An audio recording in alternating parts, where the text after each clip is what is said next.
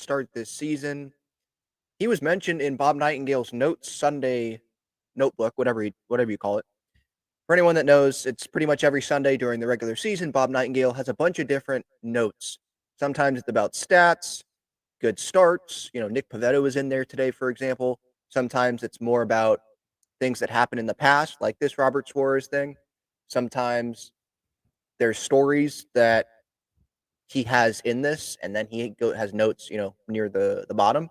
So I always read it on Sunday and see if anything Padres is in there. And this was interesting. The San Diego Padres pulled off the best trade never made this winter. The Padres told every team in baseball that closer Robert Suarez is available with their money crunch, wanting to shed his $10 million salary. Well, they did not get one single trade offer, not one. Suarez has been perfect this season, going 10 for 10 in save opportunities with a 0.00 ERA and a 0.455 whip. Am I surprised that the Padres were, interested in possibly dealing Robert Suarez? No, because he was mentioned by pretty much every beat writer, if I remember correctly, during the offseason about, yeah, well, you don't want to trade from your rotation. Strong bullpen already. Only one more year of Robert Suarez. He was a little bit up and down. Maybe it's him. Luis Ariz was someone as well. It's like, do you want to take him out of the lineup? You just go through these guys that maybe you could deal to shed salary. Remember, that was when we were having that conversation. And then they go acquire someone like Nick Pivetta, who puts them over the luxury tax, and they're not close to getting under the luxury tax. And it's like, you're not going to acquire Nick Pivetta and then trade someone. So it just wasn't going to happen.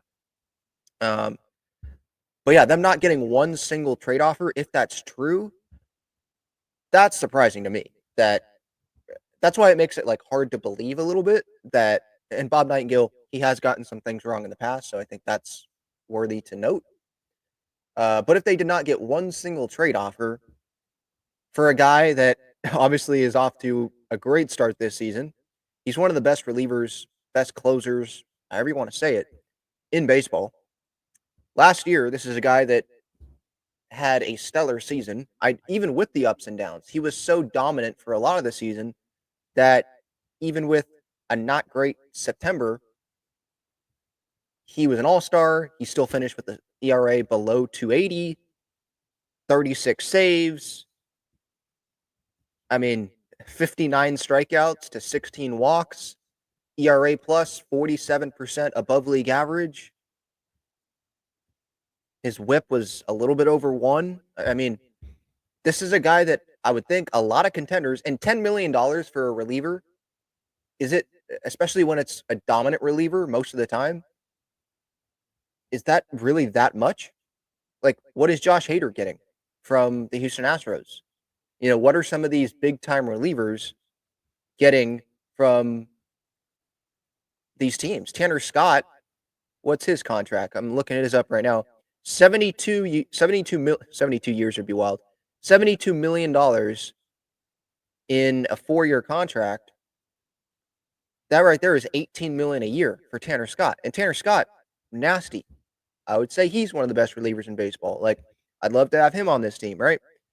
But 18 or 10, and Robert Suarez, one of the best closers in the game, and how dominant he is, or can be for sure.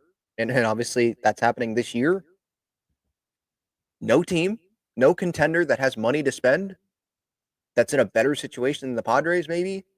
No one would want that. I'm looking at the worst bullpen ERAs so far this season. You're saying the Phillies wouldn't want that? Now, the Padres could also, teams may not have even, maybe there were talks. Nightingale says no trade offer. So that he didn't say that there wasn't any talk. Maybe the Phillies or another team talked to AJ about acquiring Suarez and what it would take, but then there was no formal offer hey, we'll do this to you for you guys, Padres, to get Suarez. Maybe there was none of that because when they talked before that to see maybe what it would take, get a sense from Preller and the Padres, they were like, yeah, okay, they're asking for too much. Because it is 1 year of Suarez, but clearly the Padres, they could have kept him. Like, they didn't need to trade that salary because he's on the team, and they didn't just keep Suarez. They then added someone like Nick Pivetta.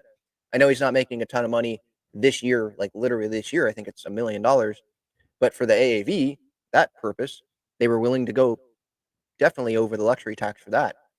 So they didn't need to. So maybe I shouldn't be that surprised then, just thinking this through my head, that there wasn't a trade offer, because I'm sure there was talks beforehand, and then the Padres maybe they made it clear, like, yeah, you're going to really have to pay if you want to get Robert Suarez, who's one of the best relievers in baseball. Like, dude's got a 0 ERA to start the season.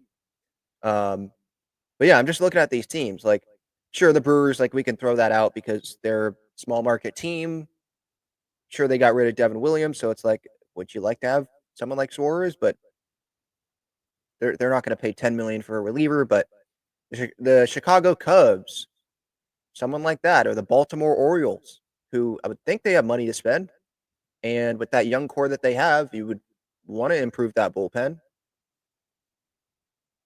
Red Sox, maybe. So looking at these teams that don't have the best bullpen ERA right now, the best bullpen ERA is our San Diego Padres at 1.61. So, I mean, yeah, best trade never made this winter. Sure, I'm happy that he's a Padre for sure, because now you got Suarez in the ninth, Adam, Estrada, Morahone, Matsui, Wandy. Like, there's a lot of depth in this bullpen. You take away Robert Suarez, you probably get a reliever back. So who knows who that would have been? But then you have Adam in the ninth. I like being able to put Adam in some different spots. Same thing with Estrada. Like, Estrada sometimes pitches in the sixth, sometimes it is the seventh. He could be a high leverage guy if other guys can't go that day. Uh, I think maybe you lose a little bit of that versatility if someone like Suarez were to not be on the team. So obviously, as a Padres fan, super happy that the Padres did not deal Robert Suarez. But yeah, Nightengale kind of making it look like they wanted to trade Robert Suarez. Like, they were looking. They told every team in baseball that Suarez was available, wanting to shed his. I think this was like yeah, we would like to not pay you $10 million, but we'd love to have you on the team. But because that can't be possible, we do have to pay you that. It's a financial situation. But what would they have done? Like, this is a valid question, I think. What would they have done with that $10 million that would have been better than having Robert Suarez on your team? You know, are you picking up another starting pitcher for $10 million? Who is that going to be? He's going to be better than. He's going to give you more of an impact positively than Robert Suarez, as a guy that locks down pretty much every save opportunity. Not so sure. Left field, who would you go get there? They're going to be better.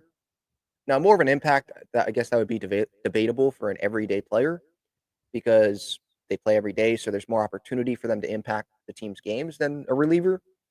But to have someone with a fastball like Suarez has, and then the not just the changeup, but then he's added, a third option to go to. That is nasty, and that is great to have at the back of that bullpen.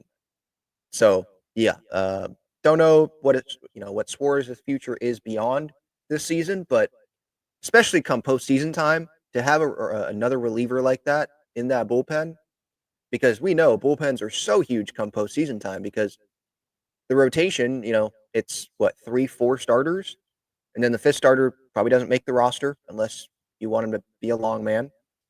And well, he probably does make the roster, but yeah, as a long man.